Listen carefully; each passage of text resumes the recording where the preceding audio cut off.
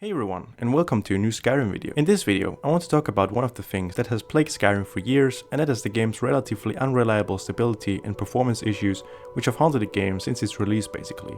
Especially if you're building huge mod lists or just want to increase the performance of your game in general, then this video might be for you. The first mod I want to take a look at on our performance increasing journey for Skyrim is BethINI. BethINI is basically an INI file editor made convenient for you. BethINI allows you to easily edit your INI files for Skyrim. You can fine-tune all the settings of your INI files according to your system specs to achieve optimal performance and visual quality without doing it manually. There are a few preset configurations which I would recommend you use, as well as checking the recommended tweaks section. These profiles are made with the best performance in mind, and you can choose them according to your system specs. But that's pretty much it. It's a pretty cool mod, and I would definitely recommend you use it. It's definitely a must-have mod in my opinion.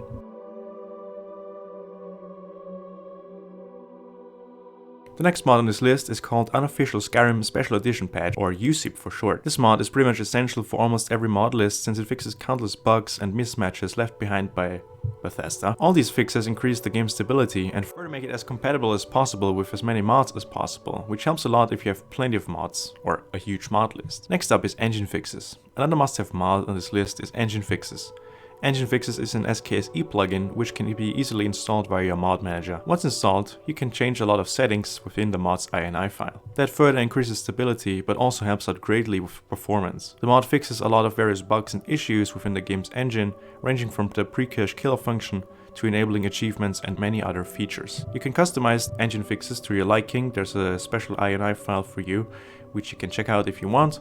There's a few things you can change and it's pretty good. Next up is SSE Fixes. This mod is also pretty important and works in tandem with Engine Fixes. This mod is especially important since it fixes a bug that causes low FPS when you have too many ESP files within your game. This is especially bad if you're modding the game a lot, so you will definitely need this mod. And it's also important to keep in mind that this mod is only available for SSE, so if you're on the anniversary edition of the game, this mod will not work and you will have to downgrade your game to version 1.5.97 if you want it to work. The next mod which I highly recommend is Papyrus Tweaks. The mod offers a collection of fixes and performance enhancing tweaks for Skyrim script engine. This can help you with so-called script lag and stutters. Furthermore, this mod also comes with a configurable INI file which you can edit to your liking.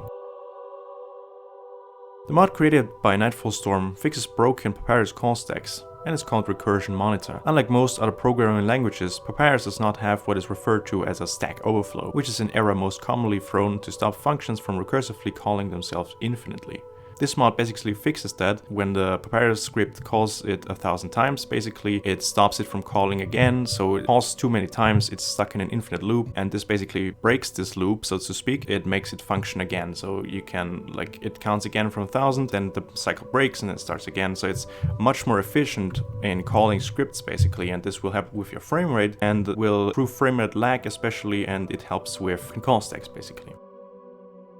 The next mod is called SSE Display Tweaks. Now, Display Tweaks is an incredibly amazing tool and it's very configurable. Not only does it fix bugs, but most importantly it lets you play at higher resolutions and higher frame rates as well, so you can play above 60 FPS. For more information, I would recommend reading the mod's description since there's a few things you need to consider when downloading this mod. I would also recommend you read through all the mod's descriptions which I'm showcasing today to get a better understanding of what they do and how they function.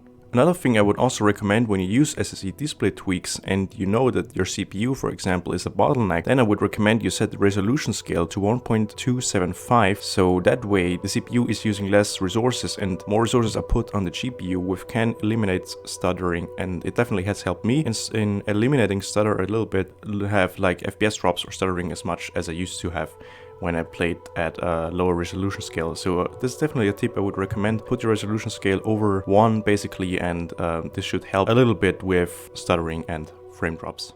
Next up is a mod called Skyrim Priority SE/AE. This mod elevates CPU priority of the game process. This can ensure higher FPS and less stutter caused by other processes. That's all this mod does basically. It's a very effective tool. Furthermore, this mod is also compatible with both SE and the AE version of the game, which the name kind of implies.